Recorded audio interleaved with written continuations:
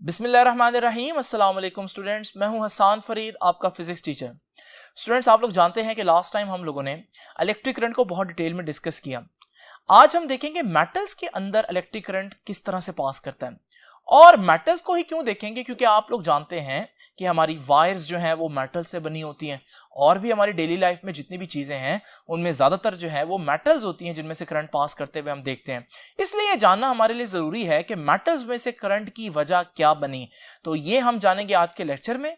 और स्टूडेंट्स, आज के लेक्चर के एंड पर हम कुछ मिसकंसेप्शंस अबाउट करंट के बारे में बच्चों के कुछ गलत कॉन्सेप्ट डिस्कस करेंगे जो आज आप लोगों ने करेक्ट करने हैं। तो आइए स्टूडेंट, स्टार्ट करते हैं आज का लेक्चर। स्टूडेंट्स, आपको याद होगा लास्ट लेक्चर मैंने इस बात पर खत्म किया था कि मेटल के अंदर करंट की वजह जो है वो फ्री इलेक्ट्रॉन्स है। अब यहीं से बात का आगाज करते हैं, तो चलते हैं नेक्स्ट बोर्ड पर। तो अब स्टूडेंट्स हम डिस्कस करेंगे current through metallic conductor. Metals के अंदर करंट कैसे पास करता है। अब स्टूडेंट्स, यहां इसको डिटेल में डिस्कस करने की वजह क्या है। देखें, एक सवाल है जो आपके जहन में भी आ सकता है। मैंने आपको बताया कि हमारे पास जो मेटल है उसके अंदर एटम्स होते हैं, और एटम्स के अंदर फ्री इलेक्ट्रॉन्स होते हैं, और फ्री इलेक्ट्रॉन्स हर वक्त मूव कर रहे होते हैं, और चार्जेस की जो मूवमेंट है उसको हम करंट कहते हैं। अगर ये सारी बातें सच्ची हैं, तो जब आप कोई घड़ी पहनते हैं जो मेटल से बनी होती है, तो उस मेटल के अंदर एटम्स होंगे, उस एटम्स के अंदर फ्री इलेक्ट्रॉन्स होंगे जो हर वक्त मूव कर रहे होंगे, और जब चार्ज मूव कर रहा हो तो हमने बोला कि वो करंट बन जाता है। तो फिर ये जो वॉच आपने पहनी होती है, तो आपको इसके अंदर मौजूद जो फ्री इलेक्ट्रॉन की मूवमेंट है उससे करंट क्यों नहीं पड़ता। ये असल इंपॉर्टेंट बात है जहां से आज की बात का आगाज करेंगे। तो दोबारा सुन लीजिए कि मैं बताना क्या चाह रहा हूं कि मेटल्स के अंदर फ्री इलेक्ट्रॉन्स हैं जो कि हर वक्त मूव कर रहे हैं, इसलिए तो उनको फ्री इलेक्ट्रॉन्स कह रहे हैं। तो अगर वो हर वक्त मूव कर रहे हैं, तो जब आप किसी मेटल को टच करते हैं, आप देखते हैं डेली लाइफ में आप कितनी दफा मेटल्स को टच करते हैं, क्या हर दफा आपको करंट लगता है? नहीं लगता। तो स्टूडेंट्स, उसकी वजह क्या है, आइए जरा डिटेल में देखते हैं। इमेजिन करें कि मेरे पास मेटल का एक टुकड़ा है, एक पीस है, जिसके साथ मैंने अभी कोई बैटरी वगैरह नहीं लगाई। अगर मैं इसके अंदर देखूं तो मुझे मालूम है कि इसके अंदर जो एटम्स हैं वो अपनी जगह पर फिक्स रहेंगे, जिसके जो फ्री इलेक्ट्रॉन्स हैं वो मूव कर रहे होंगे, और इनकी जो ये मूवमेंट है ये आप देख रहे हैं बिल्कुल रैंडम है, ये मोशन रैंडम है। कोई इलेक्ट्रॉन किसी तरफ मूव कर रहा है, कोई इलेक्ट्रॉन किसी तरफ मूव कर रहा है। अगर आप गौर करें तो ये बिल्कुल वैसे ही है जैसे जब हम रेस्ट पर मौजूद एक फ्लूइड को देखते हैं, तो उस फ्लूइड के अंदर जो पार्टिकल्स होंगे वो भी बिल्कुल इसी तरह से रैंडम मोशन कर रहे होते हैं। तो पहली बात हम लोगों ने ये सीखी कि हमारे पास जब भी एक मेटल का पीस हम लें, मेटल का कंडक्टर लें, तो उसके अंदर इलेक्ट्रॉन्स फ्री होते हैं, और वो इलेक्ट्रॉन्स जो है वो रैंडम मोशन कर रहे होते हैं। किसी इलेक्ट्रॉन की वेलोसिटी किसी डायरेक्शन में होगी, किसी इलेक्ट्रॉन की वेलोसिटी किसी डायरेक्शन में होगी। तो इलेक्ट्रॉन जो है वो किसी एक खास डायरेक्शन में नहीं जा रहे। इस वक्त याद रखिएगा, इलेक्ट्रॉन्स के पास जो स्पीड होगी वो कई 100 किलोमीटर फी सेकंड होगी। बहुत ज्यादा स्पीड है ये, सेवरल 100 किलोमीटर्स पर सेकंड, कई 100 किलोमीटर एक सेकंड में ट्रेवल कर रहे होंगे, इतनी ज्यादा स्पीड होगी। तो ये जो बातें अभी मैंने आप लोगों को बताई हैं, इन बातों को मैं आप लोगों के सामने लिख देता हूं स्टूडेंट्स। तो अभी हम डिस्कस कर रहे हैं कि मेटल कंडक्टर के साथ बैटरी हमने नहीं लगाई, और जब आप मेटल कंडक्टर के साथ बैटरी नहीं लगाएंगे तो आपके ये डायग्राम जहन में आएगी जिसमें कोई इलेक्ट्रॉन जो है वो किसी डायरेक्शन में, कोई इलेक्ट्रॉन किसी डायरेक्शन में, कोई इलेक्ट्रॉन किसी डायरेक्शन में, यानी कि एज ए होल बिल्कुल रैंडम मोशन है। यहां पर मैंने सिर्फ इलेक्ट्रॉन्स बनाए हैं, वैसे यहां पर एटम्स भी होंगे जो अपनी जगह पर बिल्कुल फिक्स होंगे, क्योंकि एटम मूव नहीं कर सकते। नाउ स्टूडेंट्स, यहां क्या क्या पॉइंट्स लिखने, 3-4 पॉइंट्स है, मैं आपके सामने बुलेट्स बनाकर लिख देता हूं ताकि आप अच्छे से कंपेयर कर सकें। सबसे पहले याद रखिएगा, बैटरी तो कनेक्ट की नहीं है। जब आप बैटरी नहीं कनेक्ट करते तो इलेक्ट्रिक फील्ड डेवलप नहीं होता, याद रखिएगा। तो पहला पॉइंट ये है कि without battery no electric field is present, electric field मौजूद नहीं है, इसलिए मैंने यहां पर कहीं इलेक्ट्रिक फील्ड की डायरेक्शन शो नहीं की। दूसरी बात यह है कि इलेक्ट्रॉन्स क्या कर रहे हैं इस वक्त, जो फ्री इलेक्ट्रॉन्स हैं वो रैंडम मोशन में हैं। तो free electrons are moving randomly, free electrons जो हैं वो रैंडमली मूव कर रहे हैं और उनके पास बहुत स्पीड है। याद रखिएगा कितनी स्पीड है? Speed is several hundred kilometers, कई 100 किलोमीटर है। ये स्पीड कहां से आ रही है? Due to their thermal energy. तो उनके पास जो थर्मल एनर्जी है, उस थर्मल एनर्जी की वजह से वो बहुत विगरसली मूव कर रहे हैं। आप देख रहे हैं जिस तरह से रैंडम मोशन है। अब हम क्वेश्चन ये कर रहे थे कि इस सूरत में चार्जेस तो फ्लो कर रहे हैं, फिर अगर मैंने घड़ी पहनी हुई तो मुझे करंट क्यों नहीं लगता? स्टूडेंट्स, उसकी वजह क्या है? उसकी वजह यह है कि अगर आप ये एरिया इमेजिन करें जिसको मैं आपके सामने हाईलाइट कर रहा हूं, इस एरिया में से अगर आप देखें कि आपके पास रैंडम मोशन की वजह से 10 इलेक्ट्रॉन लेफ्ट से राइट गए हैं, तो 10 इलेक्ट्रॉन राइट से लेफ्ट भी गए होंगे। यानी इलेक्ट्रॉन्स मूव तो कर रहे हैं, लेकिन मैं अगर आपसे पूछूं कि इस एरिया से इस डायरेक्शन में कितने इलेक्ट्रॉन्स गए हैं, तो आप कहेंगे कि सर 10 इधर गए थे, लेकिन 10 क्योंकि वापस भी आ गए, तो आप कहेंगे नेट जो चार्जेस की तादाद है जो मूव की है, वो नेट यानी कि रिजल्टेंट वो 0 है, क्योंकि जितने लेफ्ट पर गए उतने राइट पर है। रैंडम मोशन में ऐसा ही होता है, तो जितने लेफ्ट पर जाएंगे उतने राइट पर आ जाएंगे, जितने ऊपर जाएंगे उतने नीचे भी तो जा रहे होंगे ना। तो इसी तरह से हमारे पास हम कह सकते हैं कि यहां पर इस केस में मोशन तो है चार्जेस के पास, लेकिन फ्लो नहीं है। चार्जेस मूव तो कर रहे हैं, लेकिन कोई किसी डायरेक्शन में, कोई किसी डायरेक्शन में। हमें चार्जेस की मोशन नहीं चाहिए, हमें चार्जेस का फ्लो चाहिए। और याद रखिएगा हमारी जो करंट की डेफिनेशन थी वो भी यही थी, वो मोशन ऑफ चार्ज नहीं थी, बल्कि वो rate of flow of charge थी। फ्लो क्या होता है? फ्लो ये होता है कि जब सारे इलेक्ट्रॉन्स जो है वो एक ही डायरेक्शन में मूव कर रहे हो। तो यहां तो ऐसा नहीं हो रहा, यहां तो आप देख रहे हैं कि रैंडम मोशन है, तो हमारे पास यहां पर फ्लो नहीं है। अब स्टूडेंट्स, आप लोग देख सकते हैं कि ये जो केस मैंने आप लोगों के सामने इमेजिन करवाया कि अगर मेटल के साथ बैटरी ना लगी हो, तो मेटल के अंदर का जो सीन है जिसमें आप इलेक्ट्रॉन्स को देखेंगे, तो वो इलेक्ट्रॉन की रैंडम मोशन बिल्कुल वैसे है जैसे एक फ्लूइड जब रेस्ट पर हो तो उसके अंदर मॉलिक्यूल्स की रैंडम मोशन होती है।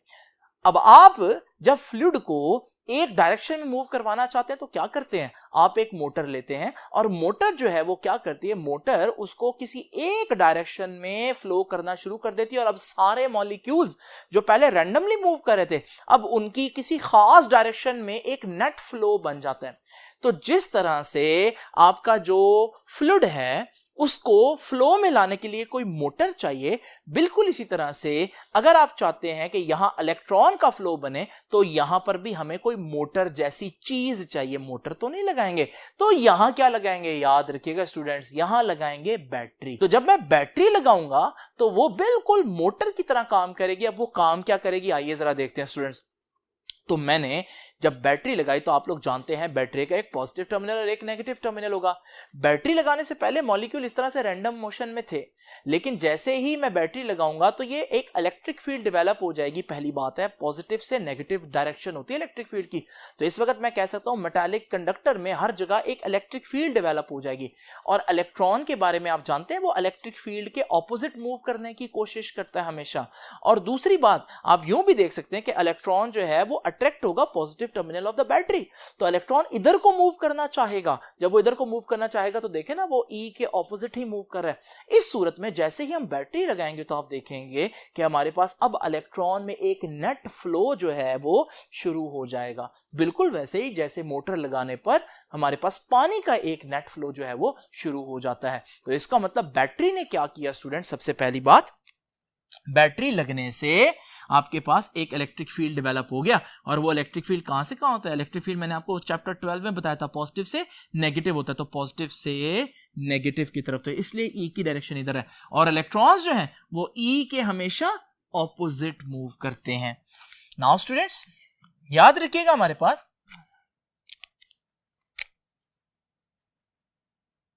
विद बैटरी क्या होगा? बैटरी लगाने पर क्या होगा? Electric field E is developed in metallic conductor. वो जो हमारा मेटल है उसके अंदर एक इलेक्ट्रिक फील्ड डेवलप हो जाएगा और फिर क्या होगा, जो इलेक्ट्रॉन्स हैं फ्री इलेक्ट्रॉन्स वो क्या करेंगे, free electrons starts moving with a constant speed in the direction of negative E। यानी E के नेगेटिव का मतलब E के ऑपोजिट। तो अगर इलेक्ट्रिक फील्ड ऐसे डेवलप हुई है तो इलेक्ट्रॉन ऐसे मूव करना शुरू कर देंगे। लेकिन आप में से जिन बच्चों ने चैप्टर नंबर 12 अच्छे से पढ़ा है उनको ये कांस्टेंट का वर्ड जो है वो थोड़ा सा चुभेगा। और वो क्यों चुभेगा, क्योंकि मैंने बताया था कि जब भी इलेक्ट्रिक फील्ड मौजूद होता है किसी जगह पर तो नेगेटिव चार्ज इलेक्ट्रिक फील्ड के ऑपोजिट ना सिर्फ मूव करता है बल्कि मूव करते करते स्पीड बढ़ाता है, यानी अपनी स्पीड इंक्रीज करेगा। तो हम कहते हैं या हमें कहना चाहिए कि इलेक्ट्रिक फील्ड जब किसी जगह पर मौजूद हो तो इलेक्ट्रॉन इलेक्ट्रिक फील्ड के ऑपोजिट डायरेक्शन में एक्सेलरेट करता है, स्पीड बढ़ाते हुए जाएगा। लेकिन मैं यहां क्या कह रहा हूं कि इलेक्ट्रॉन जो है वो इलेक्ट्रिक फील्ड के ऑपोजिट मूव तो करेगा, लेकिन मैंने क्या वर्ड बोल दिया, कांस्टेंट स्पीड से मूव करेगा। तो उसकी वजह यह है स्टूडेंट्स कि इलेक्ट्रॉन एक्सेलरेट करने की कोशिश करेगा, लेकिन इलेक्ट्रॉन बार बार जब एटम से टकराएगा तो वो सही तरह से एक्सेलरेट कर नहीं पाएगा, तो वो तकरीबन एक कांस्टेंट स्पीड से ही मूव करेगा वायर के अंदर। बड़ा इंपॉर्टेंट ऑब्जेक्टिव है कि वायर के अंदर इलेक्ट्रॉन क्या करते हैं, बैटरी लगने पर वायर के अंदर इलेक्ट्रॉन रेस्ट पर होते हैं या एक्सेलरेट करते हैं या कांस्टेंट स्पीड से मूव करते हैं। तो याद रखिएगा कांस्टेंट स्पीड से मूव करते हैं। अब स्टूडेंट्स याद रखिएगा ये जो स्पीड होगी ना, कांस्टेंट स्पीड, इसे कहते हैं ड्रिफ्ट वेलोसिटी। ठीक, ड्रिफ्ट वेलोसिटी आपके ख्याल में बहुत ज्यादा होनी चाहिए, बहुत कम होनी चाहिए? तो आप में से बहुत से बच्चे कहेंगे कि शायद बहुत ज्यादा होनी चाहिए। लेकिन याद रखिएगा जब रैंडम मोशन हो रही थी, बैटरी नहीं लगी हुई थी, तो आपके एक इलेक्ट्रॉन के पास बहुत ज्यादा चॉइस थी। कोई इलेक्ट्रॉन जो है वो इधर को रुख कर रहा था तो कोई इधर को रुख कर रहा था, जिसकी वजह से क्योंकि किसी का कोई डायरेक्शन है किसी की कोई डायरेक्शन है, तो ये जो मोशन है ये बहुत ज्यादा तेज थी। इसलिए मैंने बोला सेवरल 100 किलोमीटर। लेकिन जब बैटरी लगी तो आपको मालूम है अब सारों ने एक डायरेक्शन में फ्लो करना है। तो जब सारे एक डायरेक्शन में फ्लो करने की कोशिश करेंगे तो फिर वो इतनी स्पीड नहीं पकड़ पाएंगे, तो इस डायरेक्शन में जो उनकी स्पीड होगी वो बहुत कम होगी, जिसको मैं ड्रिफ्ट वेलोसिटी कह रहा हूं। वो कितनी होगी, याद रखिएगा, वो order of 10 raised to power -3 metres पर सेकेंड हो सकती है। इतनी कम स्पीड होती है, याद रखिएगा। तो ड्रिफ्ट वेलोसिटी जो है वो 10 की पावर -3 मीटर पर सेकेंड के ऑर्डर में होगी। ऑर्डर से मुराद है 1 × 10 raised to power -3 हो सकती है, 2 × 10 raised to power -3, यानी कि 10 raised to power -3 मीटर पर सेकेंड के स्केल पर होगी। तो ये है हमारे पास ड्रिफ्ट वेलोसिटी। ड्रिफ्ट वेलोसिटी के बारे में दो बातें, drift velocity is a constant and drift velocity की जो डायरेक्शन है वो नेगेटिव ई है, और ड्रिफ्ट वेलोसिटी का मैग्नीट्यूड। तो ड्रिफ्ट वेलोसिटी के बारे में 3-4 बातें याद रख लें। ड्रिफ्ट वेलोसिटी की डेफिनेशन क्या है, कांस्टेंट होती है, नेगेटिव ई की डायरेक्शन में होती है, और ड्रिफ्ट वेलोसिटी की जो ऑर्डर है मैग्नीट्यूड का वो इतना होता है। तो स्टूडेंट्स ये तो वो 3-4 बातें हो गई जो आप लोगों ने देखा कि बैटरी लगने के बाद फ्री इलेक्ट्रॉन्स कैसे बिहेव करेगा। तो हम लोगों ने यहाँ से देखा कि आपकी जो घड़ी होती है वो मेटल से बनी होती है, लेकिन जब आप उसको टच करते हैं, जब आपकी स्किन से वो लगती है तो आपको करंट क्यों नहीं लगता, शॉक क्यों नहीं लगता? उसकी वजह यह है कि वहां पर मोशन तो है लेकिन फ्लो नहीं है। तो फिर मोशन को, रैंडम मोशन को एक यूनिडायरेक्शनल फ्लो में कौन चेंज कर सकता है? जैसे हमारे पास लिक्विड्स के केस में कौन कर सकता है, ये मोटर कर सकती है। तो फिर हमारे पास यहां पर बैटरी है जो ऐसा कर सकती है। तो बैटरी जो है वो इलेक्ट्रॉन की रैंडम मोशंस की जो रीजन है वो खत्म कर देती है और एक पॉजिटिव टर्मिनल देती है। पॉजिटिव टर्मिनल की तरफ देकर सारे इलेक्ट्रॉन क्योंकि पॉजिटिव से अट्रैक्ट होते हैं तो सब इधर उधर मूव करने की बजाय फिर एक ही डायरेक्शन में फ्लो करना शुरू कर देते हैं। नाउ स्टूडेंट्स ये तो हमें समझ लग गई कि मेटल के अंदर जो करंट है वो किस तरह से प्रोड्यूस होता है। अब करंट के बारे में ना कुछ इमेजिनेशंस बच्चे गलत कर लेते हैं, हम वो डिस्कस करेंगे। तो चलते हैं नेक्स्ट बोर्ड पर और देखते हैं वो क्या बातें हैं जिनको हमें अवॉइड करना है। स्टूडेंट्स, सबसे पहली मिसकंसेप्शन जो बच्चों को होती है वो बैटरी के बारे में होती है। बच्चे समझते हैं कि battery is a source of charge. Battery वो चीज़ है जो चार्ज देती है, क्योंकि आप देखते हैं कि जब बैटरी लोड से लगती है तो लोड जलना शुरू हो जाता है, तो हम यही समझते हैं कि बैटरी जो है वो चार्ज देना शुरू कर देती है, जिसकी वजह से हमारे पास करंट बनता है और हमारे पास बल्ब चलता है। लेकिन ये इमेजिनेशन गलत है। ये ऐसे ही है जैसे यूं इमेजिन करना कि जैसे जो मोटर है वो पानी देती है। तो आपको मालूम है motor is not a source of water. बिल्कुल इसी तरह से याद रखिएगा, जो बैटरी है it is not the source of charge. Motor क्या करती है, याद रखिएगा, पानी मोटर नहीं देती, बल्कि पानी तो पहले से पाइप्स के अंदर मौजूद होता है।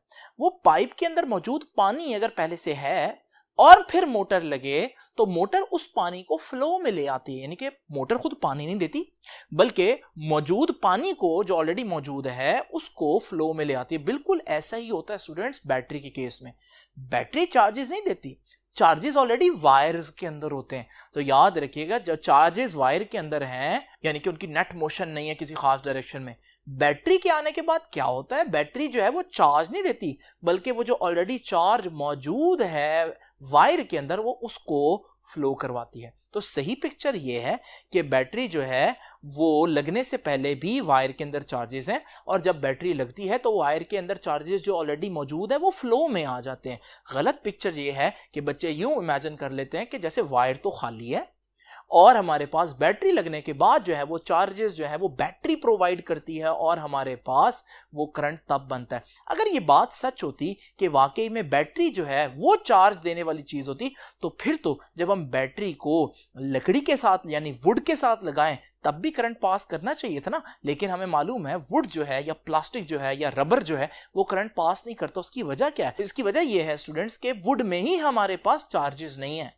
अब वुड में ही चार्जेस नहीं होंगे तो फिर बैटरी जो है वो तो वायर के अंदर मौजूद और चार्जेस को ही तो फ्लो करवाती है। अगर वुड में ही चार्जेस नहीं है तो फिर बैटरी लगने से भी कुछ नहीं होगा। बिल्कुल वैसे ही जैसे अगर पाइप के अंदर पानी ही नहीं है तो फिर मोटर लगने पर और मोटर चलने पर कुछ भी नहीं होगा, क्योंकि अगर पानी मौजूद होगा तो मोटर उसको फ्लो करवाएगी। दूसरी इंपॉर्टेंट बात जो बच्चों के जहन में एक बात बैठ जाती है वो क्या है, वो ये है कि बच्चे समझते हैं कि जो हमारा लोड है जैसे ये बल्ब है वो चार्जेस को कंज्यूम कर रही है। ऐसा नहीं होता स्टूडेंट्स, याद रखिएगा चार्जेस कहीं खत्म नहीं हो सकते। Law of conservation of charge कहता है कि जो चार्ज अल्लाह ताला ने कायनात में बना दिया वो एज इट इज रहेगा।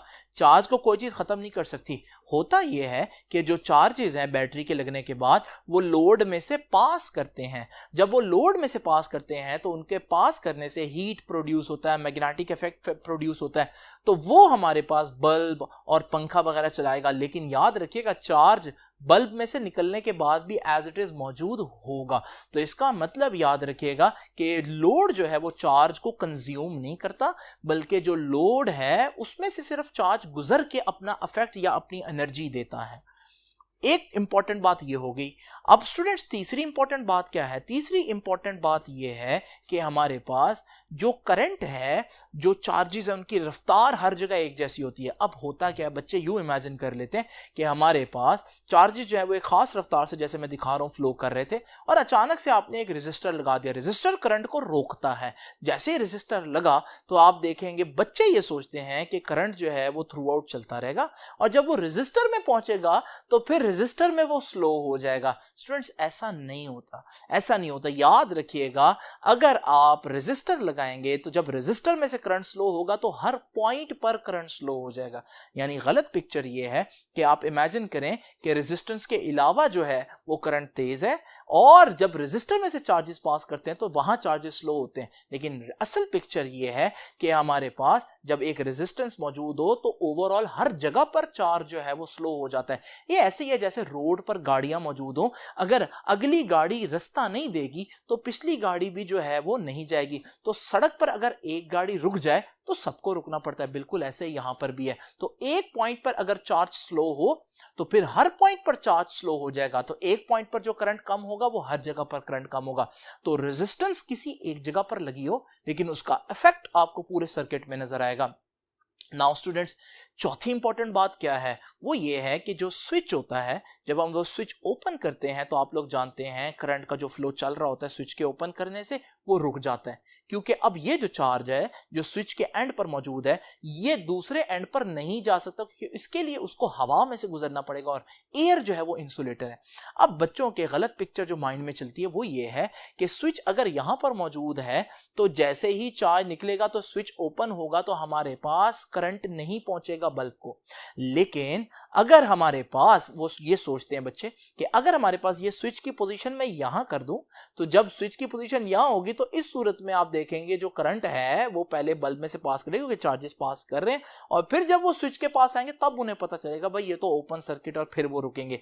ऐसा नहीं होता, ये भी गलत पिक्चर है। असल पिक्चर मैंने आपको पहले ही बताई है, चार्जेस हर वक्त वायर में मौजूद होते हैं। तो अगर चार्जेस फ्लो कर रहे हैं और किसी भी पॉइंट पर आप जो स्विच है उसको ओपन करें तो अगर एक पॉइंट पर चार्ज रुकेगा तो मैंने क्या बताया, हर पॉइंट पर चार्ज रुक जाएगा। इसका मतलब यह हुआ कि स्विच की पोजीशन लोड से पहले हो या स्विच की पोजीशन लोड के बाद हो, इससे फर्क नहीं पड़ता, जहां पर भी स्विच ओपन होगा करंट का फ्लो जो है वो फौरन रुक जाएगा। नाउ स्टूडेंट्स, पांचवी जो बात मैंने आप लोगों से डिस्कस करनी है वो है अबाउट ड्रिफ्ट वेलोसिटी। मैंने आपको बताया बैटरी लगने पर चार्जेस की एक बड़ी ही स्लो स्पीड बन जाती है जिसे हम ड्रिफ्ट वेलोसिटी कहते हैं, और वो 10⁻³ मीटर पर सेकेंड होती है, यानी कि 0.001 मीटर पर सेकेंड।